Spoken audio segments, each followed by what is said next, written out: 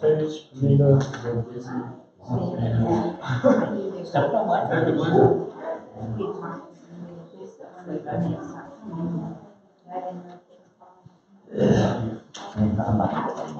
who's the other group?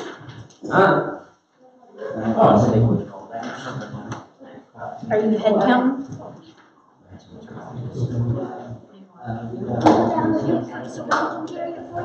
She might have distracted my house a little bit,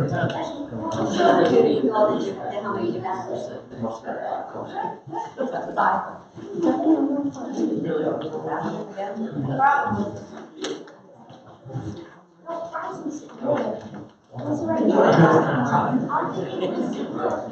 You can tell the wipers are, put a pew in the room and they sit in it.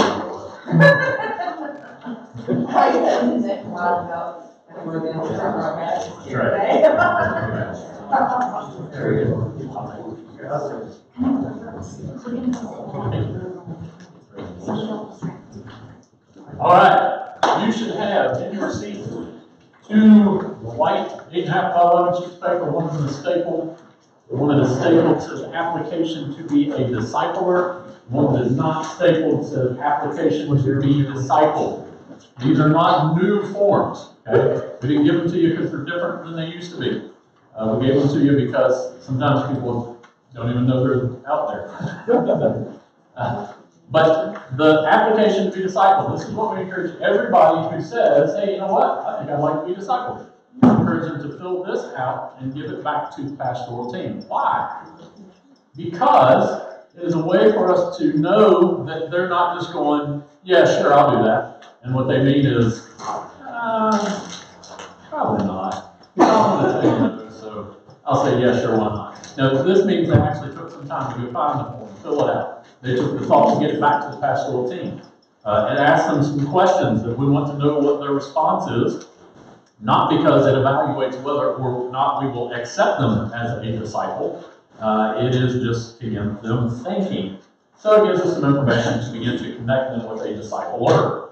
And then the other one, application to be discipler, we'll give you this as part of the discipler training course, and also, I think, is included in the membership booklet that we give out at Discovering Membership.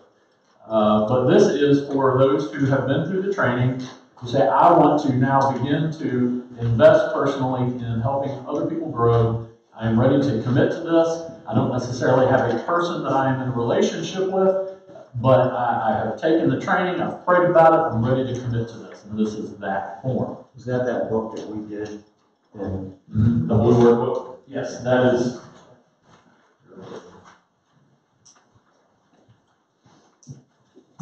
That is this book, Real Life Discipleship. We've done it with multiple groups of our church, always on a time other than in Sunday school until just recently.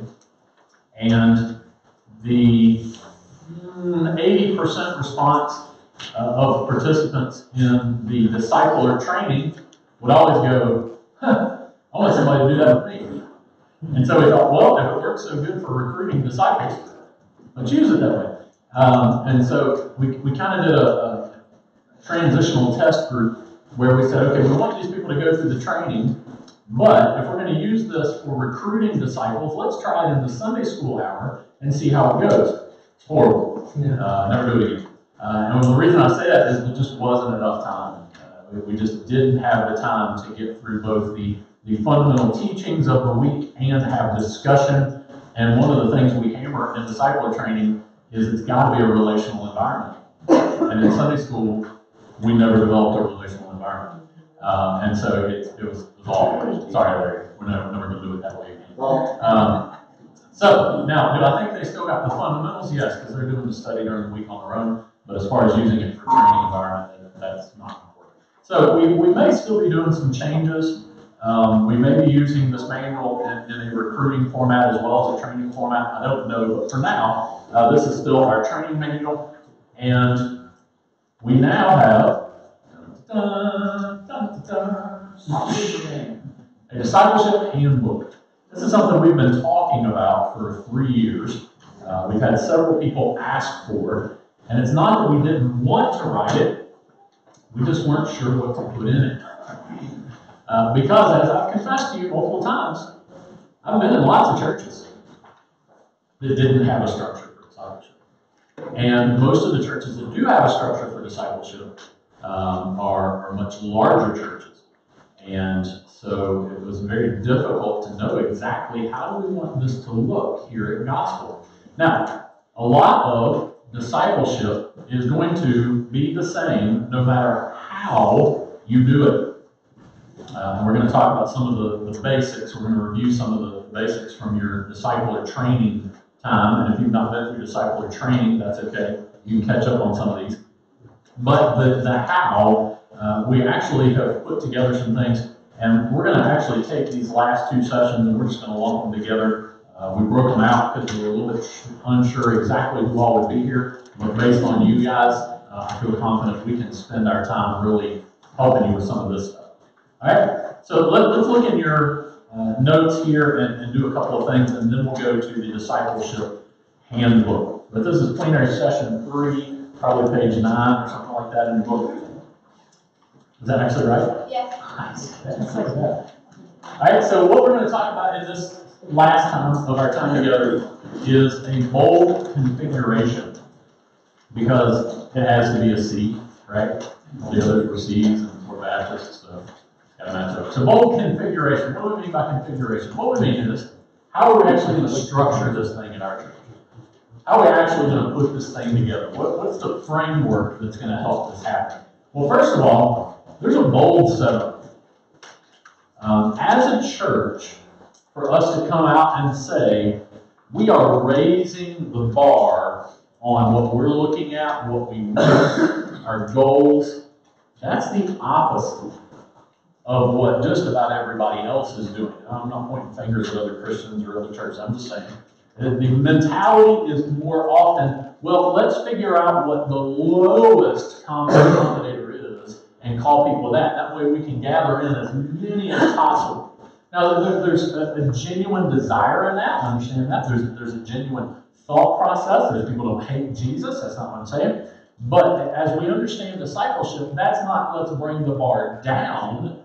That's, let's call people up to a higher level. And so for us to come out as a church and say, number one, every believer should connect in a discipling relationship or a connect group. Now, where is it that we put that information out? Where is it that we boldly proclaim we believe every Christian who's part of our church should connect in that kind of relationship? Where do we tell people that? Okay, Sunday morning. Are we bold enough to stick this on the wall somewhere? Yeah. It's on a healthy growth strategy diagram, right? Every believer connect in worship and then learn and then connect. And we believe every Christian should have that kind of relationship. Not with everybody in the church, but with somebody in the church. And we are bold enough to say that every new Christian and every new member gets discipled. Now, we're not to the point where we are ready to fully implement and say we are at the point as a church where we can do that every time, but that's where we want to get. That's where we want to be. We're close. We're a lot closer than we were 3 years ago, a lot closer than we were 2 years ago, a lot closer than we were even a year ago.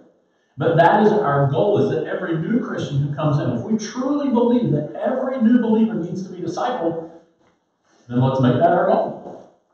And that's a pretty tall order.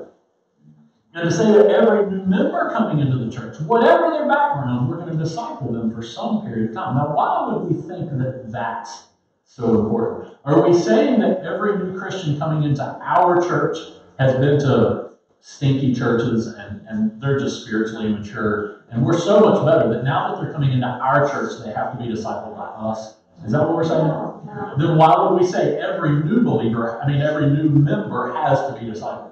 So they know that our church. On the same. Okay, so what our church about, so they're on the same page. Because how many of you were discipled by somebody as a Christian? Somebody one-on-one discipleship? Okay, far less than 25% of the people in this room. Some of you may have seen, I put on Facebook a little survey thing. I said, how many of you? Vast majority of people, no. So as new members come in, if we want them to be a part of a disciple-making church, guess what one of the major hurdles for them becoming a disciple maker is? They don't know what it looks like. They've never seen it. Well, if we do it right as they come into church, and we have them spend, it might only be 3 months. That may be all they need. Maybe it's 6 months. Maybe they enjoy it and they go 9 months. Whatever. If they've seen it coming in, then from that point forward, they're ready to jump in and help make disciples.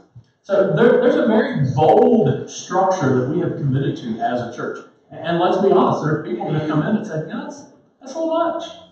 How about you just sit down with me and talk to me for 30 minutes, and then you let me be a teacher, and I'll go ahead and be a teacher, and this whole commitment to relationship things, yeah. And we just told them that's not how it works. If this is important for everybody in the church, it's important for leaders in the church as well. Okay, well, we'll find another church. And that is a bold step.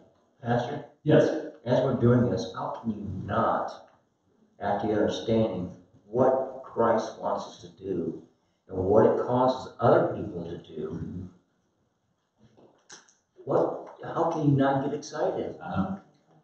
That's the thing, is there's a lack of understanding. Yeah. I don't believe there's a lack of love for God. I don't think Christians who are on board with discipleship don't love Jesus. I don't think that's the issue. I didn't even hear about discipleship until after I had been formally trained as a pastor. So I don't think the problem of discipleship is the majority of people sitting in the church. I believe it's the legacy of how we have led religious institutions. Yeah. It falls on us as pastors that have let discipleship fall away. But hopefully we'll see that change here. So as an individual, this is a pretty bold call. Number one, opening your life with such authenticity to others.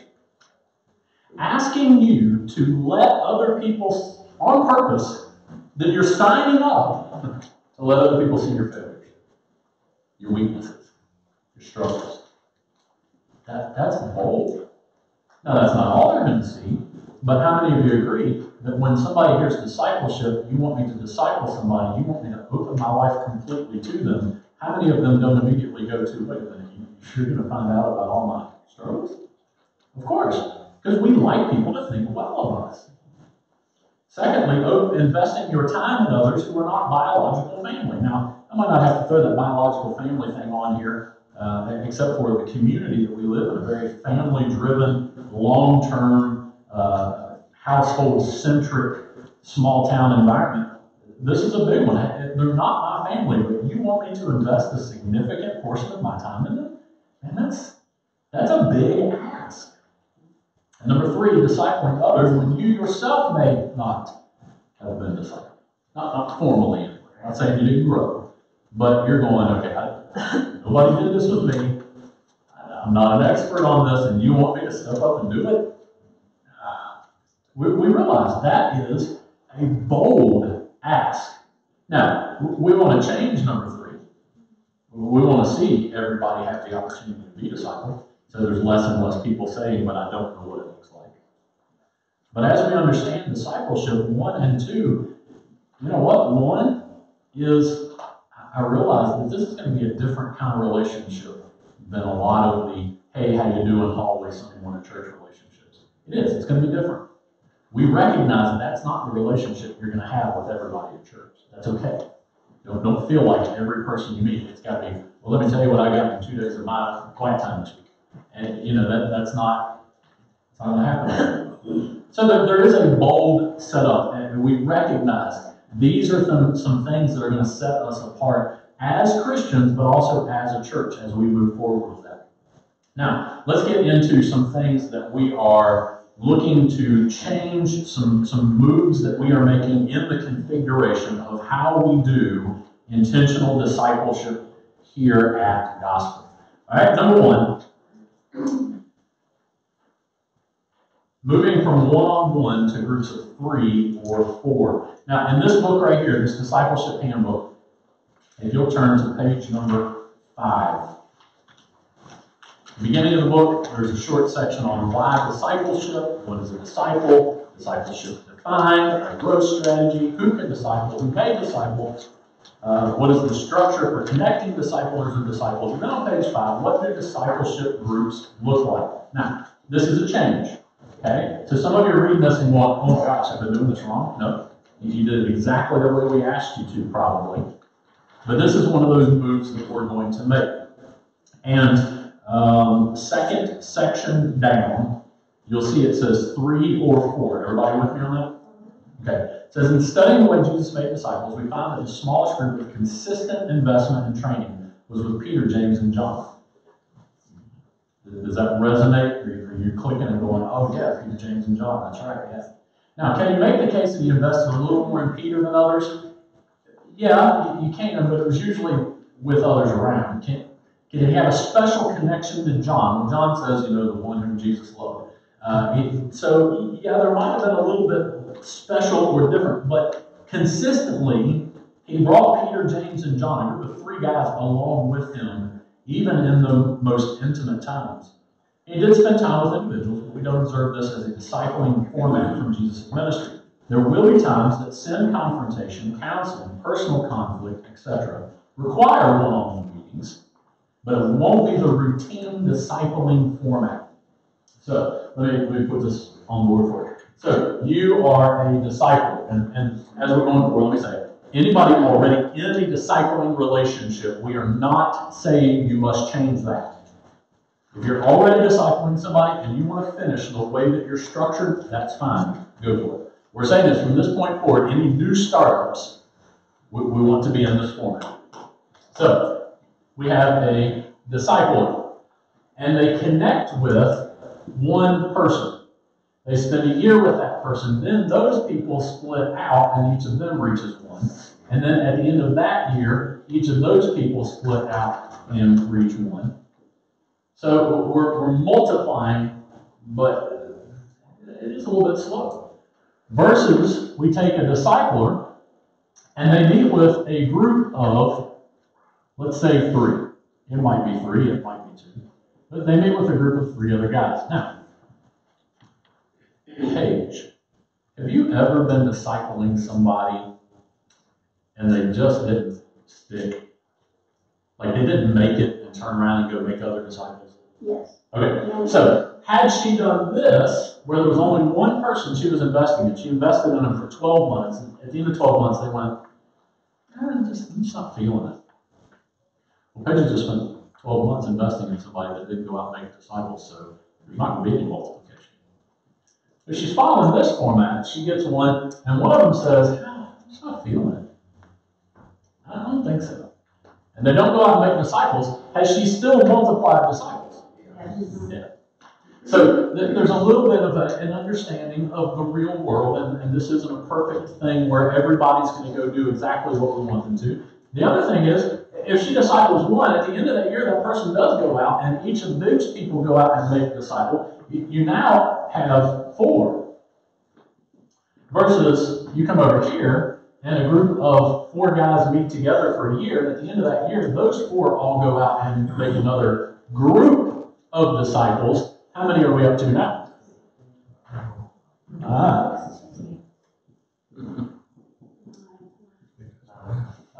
Well, but you have to count. 13, 14, 15, 16. We're not going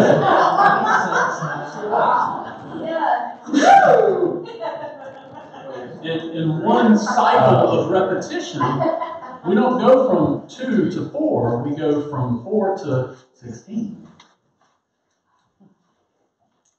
Even if you pull that back to 3 in the group, and it's 3 to 9. You see how that multiplication is accelerated by that group. Now, here's a couple other things. Not only do we see this in the example of Peter, James, and John, but we also see this in the example of Paul. Now, who is probably the most famous protege of Paul? Timothy. He's got books of the Bible named after him, right? But who else is a notable, if you will, protege of Paul? Got a whole book of the Bible named after him. Titus. So we kind of think, okay, Paul Timothy. Fixes Timothy, sends Timothy out. He gets Titus, fixes Titus, sends Titus out. But as I mentioned last week in the sermon, how many people did Paul have with him in ministry? And we know from Scripture, we can name how many people. Remember? 73 total. That's okay. 73. You think Paul only took one at a time and invested in them? I guarantee you that, because some of them are ladies. Paul wouldn't do that. So, we see this from the life of Christ. We see this from the example of Paul. Now, look with me in 2 Timothy chapter 2 and verse 2. It's probably a very familiar passage as we talk about discipleship and investing in the next generation.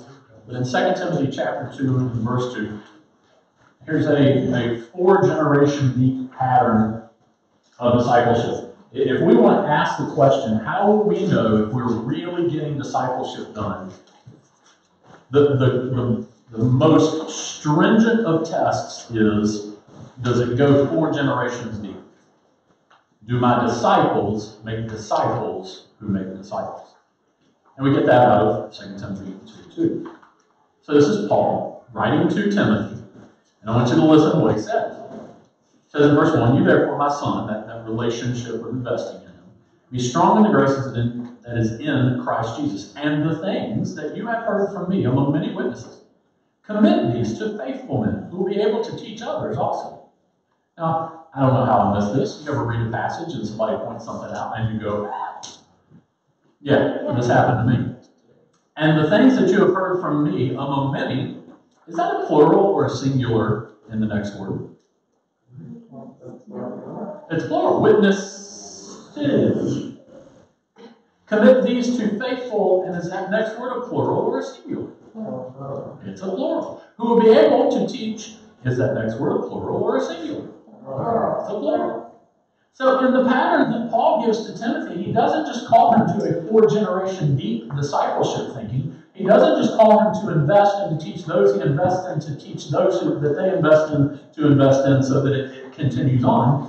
But he actually does reveal to us in this verse that the environment where Paul invested in Timothy was an environment not of one-on-one, but of multiple people. And he says to Timothy, as you invest in the next generation, it should be in an environment of multiple people. And as you teach them to go out and invest in the next generation after that, they should do it in an environment of multiple people. Now, are we going to hate people that do one-on-one discipleship? No, we're not going to say, you're wrong, man. You know. But in looking for the best that we can, according to what we understand from Scripture, we understand we ought to be generating disciples in a multiples environment. Here's another thing that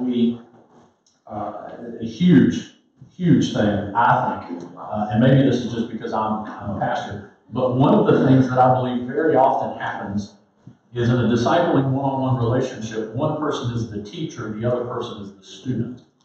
But if we can say that another way, one person is the talker and the other person is the listener. And then you're going to take somebody that has been listening to you for 12 months and you're going to tell them, all right, now I want you to go out and you're going to be the talker. Wait a minute, I spent 12 months being a listener. Now you're going to spend 12 months being a talker. I haven't done any talking. But if you've got a group environment where you come in and this person asks one question, and then this person asks the next question, and then this person leads in the next portion, and then this person leads in the next portion, person 3, they've led all parts of the discipleship meeting for a year, and so when they need to go out and lead a group of people in discipleship, guess what? That's fine. They've been doing it for a year. And so we avoid this contrary thinking of talker, listener, or teacher, student. Now, is there a teacher-student element in it? Yes. And am I saying that the person who is the intentional leader shouldn't do a majority of the talking sometimes? No, I'm not saying that's true at all. But that mentality that blocks us from being able to go on and repeat. So we're going to ask that all new startups of discipleship happen in groups of 3 or 4. Now, the 3 or 4 includes the discipler. Okay, so it's a disciple plus. We'd like to see 2, 3 at the most. You get bigger than that, and you just have a small connect group. And that's not bad. But what's going to happen is you're going to find out the personal connection and the deepening of relationship and the transparency and the ability just by time to share, you're going to run out of time. And we don't want to see that happen. Now, one of the other things that is going to fit into this is we've given a little bit more structure to the meetings. I don't remember if there's, second in your notes there. Number 2, move to a universal structure for discipleship meetings. Now, I have to be careful because I like definitions, charts, check boxes. I like that. But is a discipleship environment purely a teaching, informational transfer environment? No. It's got to be a relational environment. And so I sort of intentionally went the other direction and said, okay, well, we're not going to put any structure on what you have to do when you get together because we don't want it to turn into a program. We don't want to make it sort of rigid that the relational part can't happen. However, after doing discipleship that way for several years and listening to some other guys and talking to the other pastors, we believe that there is some structure that we can put in place, not a script, okay, but a structure. It still involves all the same things we've hoped for in the past, but it gives you a pattern to follow. How many of you be honest and say, I'm a little intimidated about discipleship because I feel like I've got to figure all of it out on my own? Okay, yeah. So every week walking in discipleship, there's a little bit of what's going to happen this week, even for somebody who's done discipleship, because you never know where that person is and what mental place they're going to come in that week. So putting some, what we'll call universal structure together allows us to have a consistent structure where you know what you're going to walk through, your disciples know what you're going to walk through, and then when they go out to multiply, guess what they know? What structure they're going to use. And so it's going to provide that. Now, that's in your book on page number 6, starting on page 6. There you go. I just thought one thing you can add to that, though, is that when we go out and when we're doing that, we know that we're doing it with the right authority, which is from Jesus. So we know we're doing it right. That gives us more of that boldness. Yeah, absolutely. So on page 6 of your discipleship handbook, it says, what do discipleship meetings look like? I believe this is going to be a tremendous answer. I believe it's going to be an encouragement. I believe it's going to be a help to seeing more people disciple and more people sign up for being disciples. So at the top there it says the goal. Now there are some things that have never changed about discipleship. Like we want to see somebody go through the stages of spiritual growth. We want it to be a relational environment. Those things obviously aren't going to change. But as far as getting together in the meeting times, the goal, in other words, where we want to eventually get to, is number 1, the time of accountability questions, which include sharing the weekly memory verse. In other words, they've been memorizing the verse for the week and they're going to share it. Secondly, sharing from daily devotional reading. What they've been doing in their daily devotions, their personal time, they're going to share from some of that. Number 3, discussing a book study. That can be a book of the Bible or a book that you're reading that helps you understand the Bible. And number 4, prayer. Okay, so there's 4 elements that will come into your weekly meetings. Now, as you take time later and you starting and you read down through there, what that explains is you're not going to start week 1 with a brand new Christian who doesn't know the Bible and go, okay, tell me your memory verse. And ask them accountability questions like, did you look at anything immoral this week? Because they're not ready for that. They don't know where to find the verse, much less how to memorize it. They don't know those things. We haven't brought them along in that. And so what you're going to do is you're going to start with them at square one. You're going to start with them sitting down with the book that we've been using, the 13 study thing. You're going to open the book together. You're going to show them how to use their Bible. You're going to read question 1. You're going to answer question 1 together.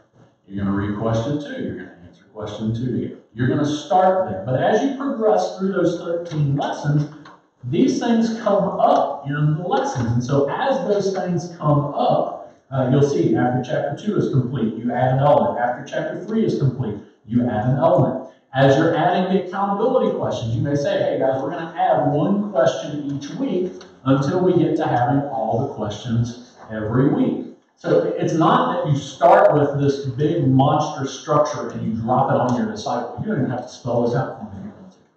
What they need to know is, hey, we're going to add until we get to, consistent weekly thing. And it may take you 3 months. It may take you 6 months, depending on where you start and who your disciple is and how long it takes you to add these things. That's okay. The point is that you've got a goal that you're working up to, a place that you want to eventually get to, so that you've got these basic elements in the structure every week. And as you get there, then your disciple, as they finish, they're able to go out and they know, hey, look, here's a structure that I know how to use. And I'm going to start from the beginning. I'm going to build up and help my disciples get to a point where we can have this conversation. All right? So any questions on the structure and having those 4 elements? Please read through that. If you have questions, let us know. But it's really, I think it'll help a lot in establishing just a pattern that you go through week after week. Now, this doesn't change that if I come into discipleship meeting and my disciple had a horrible catastrophic event in their life, it doesn't mean that I look at them and I go, hey, sorry, dude, that's not in the structure. We can't talk about that. No. It's a relational environment. It's a place to help them with the things in their life. And just like we've said in the past, if this week we don't get to everything in the structure because we have to deal with this thing going on in their life, we still deal with the thing biblically. We go to Scripture and we see what God says. We pray about it together. They share their struggle and we talk about, okay, I'm going to hold you accountable to follow up with the things that we've been taught. We still do all of those things, and then the next week we get back on track with our structure. Does that make sense? Okay, any questions about having a structure to follow to guide your conversations in discipleship? This includes some just real, we're going to dive deep on the depth relationship chart, the accountability questions. You're not going to ask these accountability questions of everybody you see. These are pretty deep things. Those are actually in the back on one of the appendix number 1, page 9. There's some pretty heavy-duty questions, and you've got to build a relationship up to where these people will be honest with you about these questions, and you can be honest with them about the questions. And don't forget, these questions are to be asked of you, the discipler, as well. Again, you're not the teacher, you're all growing together. So there's accountability. There's a time for you to help them understand the significance of being in their Bible on a daily basis. They're going to talk about what they're reading, what they're learning, what they're not learning because they don't understand. You help them with it. That's going to happen. Then you're learning things other than just my personal devotions time, what we might call a little bit of a study element. And then, of course, prayer, teaching them dependence on the Father through prayer, relating to God and fellowshipping with Him through prayer. And then, of course, we finish the cycle with repeat. That's where they go through it. You help them turn around and go out and make disciples themselves. All right, I'll give you a second to digest that, see if you have any questions on the structure of that. Do what? Are you a blank filler? Yes. All right, I'll give you the blank so you can fill that in. Number 1, better multiplication. Better multiplication. In other words, your disciple, you say, hey, I think you're walking with the Lord, you're ready to go out and invest in others and help lead others into this, and they go, I can do that. Instead of, I've been listening for 12 months, I don't know how to do that. And then secondly, it removes pressure to figure it out. Or they don't feel like they have to walk out the line, know everything, figure everything out on the fly. That scares some people. Maybe I should say it scares most people. So we remove that pressure. They have something they know they can walk in and follow. And again, the structure is not discipleship. The structure facilitates discipleship. The structure gives you the opportunity to have the conversations, to share in relationship, to learn things together. All right, number 3, notes there. Move to using accountability questions as part of that structure. So those are on page 9, the appendix of the back of the book. And it lays it out in the book. That's something you add as a part of the environment. You know, add that to day 1. Unless you're in a relationship with that person already and you're close enough to them, they understand what's going on, and you look at them and go, hey, look, who's going to point us way? You know, let's jump in. Number 4, move to a clear discipleship commitment. I'm going to be careful how I share this. It amazes me, as much as we explain discipleship and the need for discipleship and what discipleship is, that there are still people who sign up for discipleship but have no intention of learning. We've had it here at the church, not just with me, other disciplers here at our church. Have people sign up and go, yeah, I want to do discipleship. What they mean is, I want to go through this format or this structure or this checkbox. But what they don't mean is, I want to come and I want somebody else to teach me how to follow Jesus. I want to study. I want to learn. I want to change. I want to grow. They don't mean that. And so one of the things we want to do to help you as disciplers to not invest your time in somebody who's not interested in learning is a discipleship commitment on the front end, page 10. Now, just like with everything in the Christian life, there's no way somebody who's never been in discipleship before is going to fully understand everything there is to know about discipleship, no matter how we write it out. But what we can do is give them some specifics and make them at least stop and think about it and go, oh, that's what you mean. So the discipleship commitment, I commit to the following expectations. And 1, I pledge myself fully to the Lord. Christ first, right? We're making disciples of Him, with the anticipation that I'm entering a time of accelerated spiritual transformation.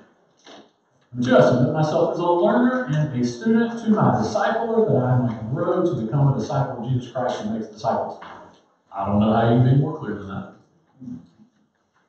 And 3, I will meet with my discipleship group for approximately 1.5 hours every week unless providentially hindered. Now, you may, in your group, have people that, let's say I was going to disciple Greg Hershey, we're going to meet on Thursdays. Greg works every third Thursday, at least. So I would know, as a disciple, okay, our group's going to meet for 2 weeks.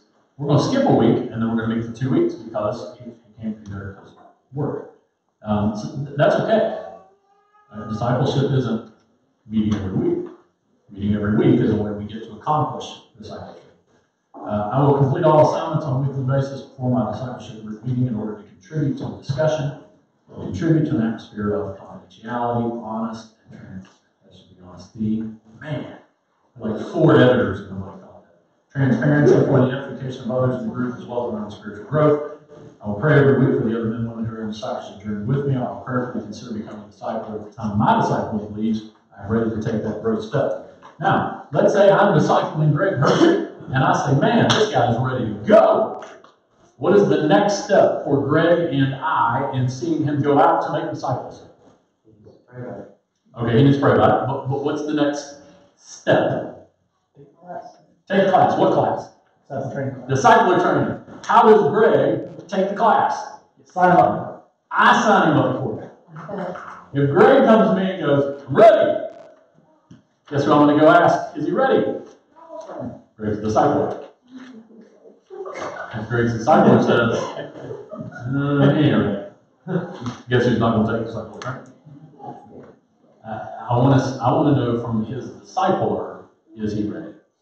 And then the discipler signs you up. The discipler says, Greg, I'm signing you up for once you get with pastor, and you're going to. And it doesn't mean, Greg has to do it tomorrow because I said so. It means that's the way that works. Now, Greg takes the class. At the end of the class, he prays about it, and he's got to choose to make the commitment. You can tell Greg I used him all morning for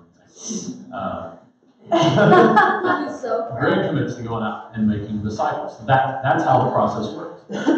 So as a discipler, it's not that you're the gatekeeper, it's that we are trusting you to be able to evaluate your disciple and know when are they ready to take that training. Now, it doesn't mean that once they start that training, you're completely done with them, right?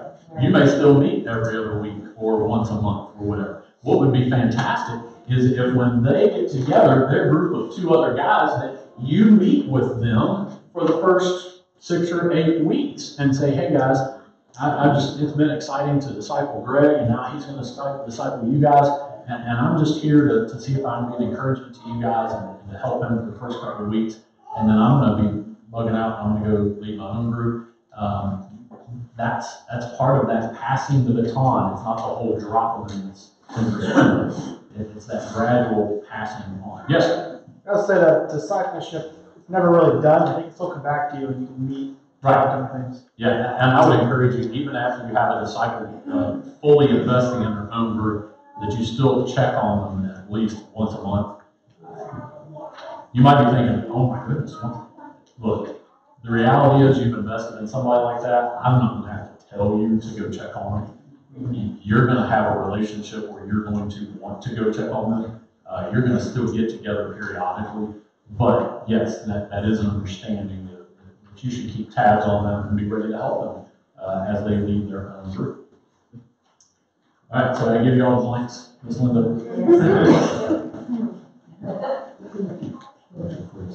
Okay, not moving, down at the bottom. These things are not changing. Stages of spiritual growth. Why are we not changing how we look at the stages of spiritual growth? Scripture. It's in the Bible. We didn't come up with it. We ain't changing it. We're not dropping it. It's what God said. All right, good. What's the next one? Definition of a disciple. Why are we not changing our definition of a disciple? Goes to Scripture. We didn't come up with it. We're not changing it. We're not dropping it. Number 3, it's a relational environment. It's in the verses. You can't miss it when you go look at them, but we have to keep coming back to this is not a program. Are we going to organize it, put some structure to it? Yes. It's not a program. Programs are about processes. Discipleship is about people. And it amazes me. I've shared this with the guys in pastor team. It amazes me. Every time I learn more about discipleship, I come away going, man, I am so ingrained with programism that I think programs and don't even realize it. I think process, I think big picture, I think large groups, I think curriculum, and it's so hard for me. I had a conversation with, somebody when we were talking about their kid, and I was like, well, and I realized the only reason I think that is because that's a program thinking. We can do it another way, but we got to have disciplers if we're going to do it another way. So I realize that sometimes not having a fully regimented thing is difficult. One of the other bold things that's not written in here, and I want to repeat this so you guys understand this. One of the bold things that our church has said is we don't expect all healthy Christians to be in a connect group. Sorry. Actually, you already said it. We do expect them to be connected either in discipleship or in the connect group. Right? You see, they're both the same kind of relationship. Connect group is just a little bit bigger group. Probably means the accelerated spiritual growth is going to be not quite as accelerated as discipleship. But they're for the same purposes, intentional leadership for advanced spiritual growth. So we want you to be in, we believe everybody should be in one or the other. I was telling Pastor Jim the other day, I've had a period of time in my life where there was probably 4 months that I wasn't discipling somebody. Does that mean I'm no longer a disciple because I'm not meeting weekly in a discipling relation? No. So here's what I would encourage you about. If you believe God's called you to be a disciple, which maybe that's the wrong way to say it. If you understand that God has called believers to be disciplers, then you look and you go, but I don't have somebody I'm meeting with yet. Let me ask you this. Set in place the things in your life because of the call to make disciples. So that when God brings the person, you're already ready for it. What do I mean by that? You're going to have to give them some time. At our house for the last 9 months, it's been Tuesday night. Tuesday night is when the people that we're discipling come over to the house. What does that mean? It means we plan Tuesday night around discipleship. I don't put anything else on Tuesday night. Mr. Rebecca doesn't put anything else on Tuesday night. Our kids know you can't put anything else on Tuesday night because you're not going. We're going to be here. And that means that we plan dinner time around discipleship time. It means that the boys know that they need to take care of things on their own to be ready for bed on Tuesday night, because we get done with discipleship, and not long after is when it's bedtime. We don't have time to wait till after discipleship. So we build our life around. And so guess what happens if for some reason we don't meet with our disciples on a Tuesday night? Guess what changes in our life on Tuesday night? Nothing. Because we want to keep in place a lifestyle of discipleship. Now, Tuesday night hasn't always been the night. I would encourage you, if you're not committed to a ministry that takes place on Wednesday night, consider using Wednesday night as a time for doing discipleship. Why? Built-in childcare, baby. Taking them for the Quest Youth Ministry and Nursery, you got an hour and a half to come and meet in a heated building, and you can have discipleship. You'll pick up your kids and go home. It's fantastic. Now, most of you are committed somewhere on Wednesday night, so that doesn't help you. But consider those things. Now, one of the other things that I thought about somewhere along here, and I want to make sure I mention before we parse out, is gender-specific discipleship groups. This is something, obviously, if I'm meeting one-on-one, it's always been guys with guys, girls with girls, you know that. But Rebecca and I have in the past most enjoyed and most sought after where we together meet with another couple for discipleship. Just recently, we kind of tried out this group thing because it was kind of weird to me, and we met with 2 couples. So there was a group of 6.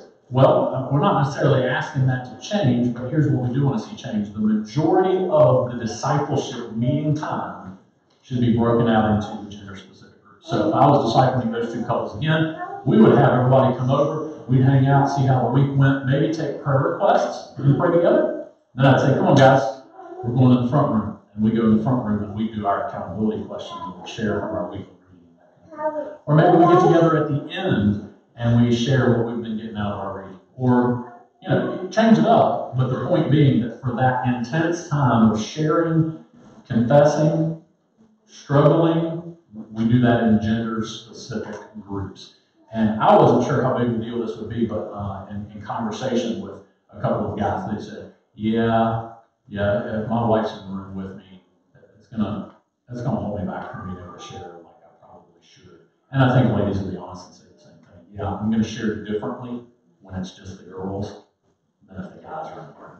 And we don't want to limit those things. We want to get those things to come out. So gender-specific time for the majority of your disciples.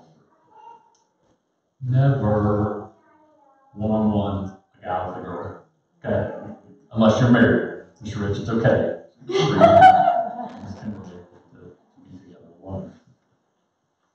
All right. Any questions about anything besides this time? We left this for you to be able to ask questions. We want to be done by 12:30, so you have 12 minutes at the most. But we want to make this not only encouraging, we not only want to deepen your scriptural understanding and your confidence in the scripture says, but we want to make this helpful for you to help you take the next step. So, questions that you have about discipleship, Mr. Chuck. So this is geared towards the upcoming Connect group, right? This disciple, or is that just something totally? When we say discipleship, there can be some confusion on it. First of all, discipleship is not the same as disciple making theologically. Disciple making is the whole process of pure atheist to advanced Christian. That's disciple making. It includes outreach and discipleship. Discipleship is the Christians helping Christians grow. Now, when we talk about the discipleship handbook, we're specifically talking about this group of 2 or 3 or 4 meeting together with the structure laid out in this booklet. In Connect Group, discipleship happens, but it's in a group setting as opposed to a really tight group. So you are going to see Christians getting together for spiritual growth. We call it Connect Group because it's not quite as scary to people. Let's be honest. We call them discipleship groups. People, oh gosh, no. Call them Connect Group. Like, oh yeah, I can do that. So principles are all the same, but you're doing it in a little bit different format because you've got more people in the room and you've got COVID. Now, as I've encouraged different connect groups in the past, take some times where you break out guys and girls. Now, we're not requiring that in connect group. It's not a bad idea, but we're not requiring. Does that answer your question?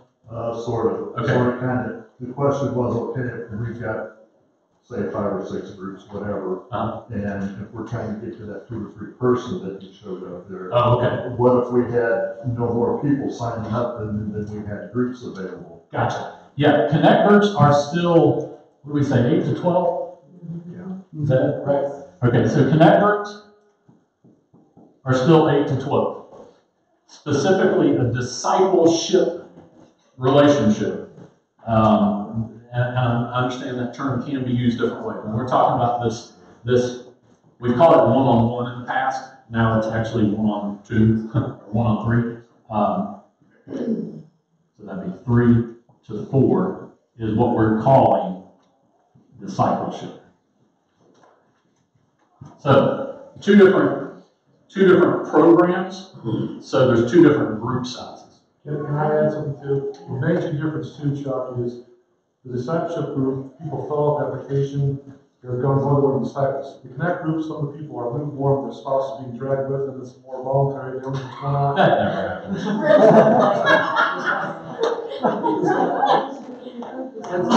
It's discipleship, but they haven't signed up for heavy, intense, deep dive like that first part of them says. You're getting. So I'm looking for a group of 2 or 3 people within that 8 to 12 people. and If you want to. have a separate group. If you want to, again, just like with the participants, we don't expect participants to be doing discipleship and connect group. We expect them to be doing one or the other. So as a leader, if you're committed to being a connect group leader, we don't expect you to also lead a small discipleship group. Now, if you choose to, and you've got the time, and you can do both well, okay. But we're not saying we expect you to. Does that make sense? I got you. Okay. Does that answer the question? Yes, it does. Okay. Yeah, and the reason is discipleship, we basically look at somebody and go, we're going to get into your business. And you're signing up for that. Connect group, we want to push things a little deeper, but we're not jumping in and, you know. Also, the people in that group has to be completely different than the people in the Yes. discipleship group. Yes. You may have some people in connect groups that are also being discipled, and that's totally okay. Reality is, the more we reach the unchurched, the less we're going to see people being used to giving 4 connection times a week to the church. They're going to have to grow into that. And so chances are they're going to pick one or the other because they're just not ready to do both. That's a good question. And yeah, good question.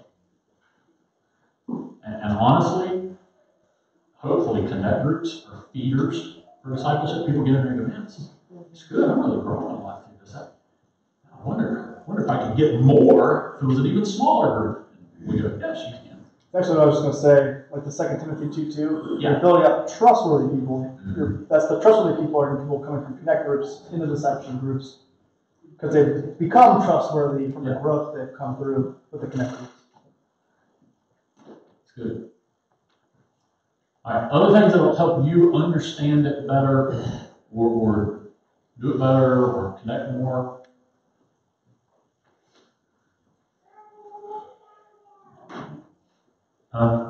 Do it. Now, one of the things that we have seen be a hiccup in the process is people who are what I would call pretty mature believers, but haven't experienced discipleship and go, I really would like to go through it before I leave.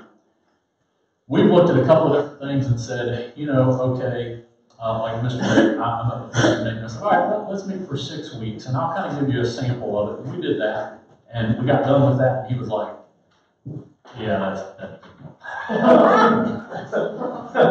I've thought about like videoing one session with a brand new Christian, one session with a child, one session with a thought about video and just let me watch the video and be like, okay, this will get you. But you know, let's be honest, watching it is just never going to be the same as doing it. So, with this environment, we're no longer afraid to have people say, okay, I think I'm a fairly mature believer. I feel like I probably can do discipleship. I'm just really scared to because I've never done it. This gives us the ability to invite those people in and go, great, come on, let's do it. Because we no longer need to invest all of our disciplers in one-on-one and those few small number of people. We now can go ahead, yeah, few small, smew, is that what it says? Smew fall? Yeah, smew fall people. We now can say, great, come on. And that's not a problem. Leanne, would you mind sharing what you guys have come up with as an idea for kind of working through that whole, we know about it, but we've never done it, so here's what we're going to do to try to figure We out. haven't actually started yet. Oh my goodness, okay. Because our schedules are not, Kelly had been doing something else and. but- That's okay, just share with them the idea, because it's still a good idea. Kelly and Dawn and Greg and I did the disciple training, leadership, whatever, together. She just tore down 3.5 hours. But as like couples, we never really have done it ourselves. So we have the intentions of whenever our schedules can, get that in there. We're gonna get together and do it like among ourselves so that we have the experience. Basically practice to on go to do it with somebody else. But see, now that we have the groups, we're just going to go, hey. But that's great. Taking steps to get past wherever you're stuck at in order to. Now, it's going to take a while before we see this fully generated and fully functioning. That's okay. We paint the picture of this glorious thing that's just rocking and rolling. I believe we'll get there. Getting from here to there, we understand there's some growing pains and some growth steps to get there. That's okay. So continue to have personal conversations with people about, hey, have you thought about discipleship? Continue to talk to people and go, hey, what about being in a higher group? We're getting ready to start a new round. Would you like to come in and have those conversations? Because as long as they hear it from the pulpit, they'll think it's important, but it doesn't actually happen. When there's normal people that talk to them in the hallway about it, they go, oh, real people do that. Okay. Because I get paid to say that stuff, right? All right. Let me pray for you guys. Let me pray for you guys, and we'll send you out. Thank you for being here this morning and giving your time to understanding this better and looking toward being the disciples that God's called us to be. So, let me pray for us. Father, thank you for today. Thank you for our time together. Thank you for the investment by those who have taught and instructed, as well as those who have come to participate and learn.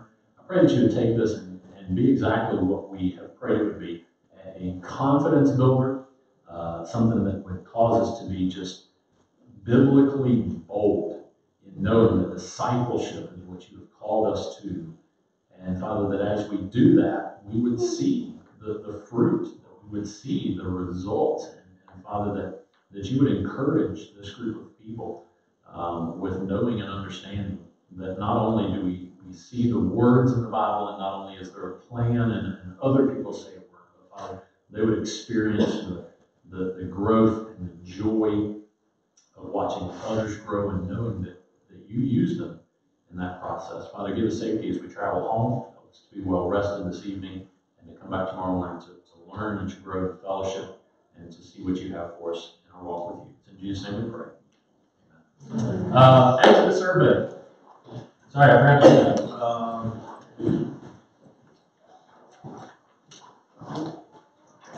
There it is. If you'll go to gospelbaptist.com/disciple making, or go to the website, click on the disciple making tab at the very top of the page. It says exit survey. Click on that. It takes you to a Google Doc where you can go through and answer, I think it's 5 questions that are just yes, no, punch the button, and then there's 2 fill in the blanks at the end.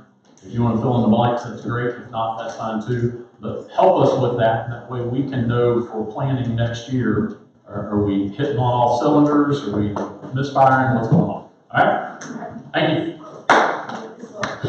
Okay. Oh, yes.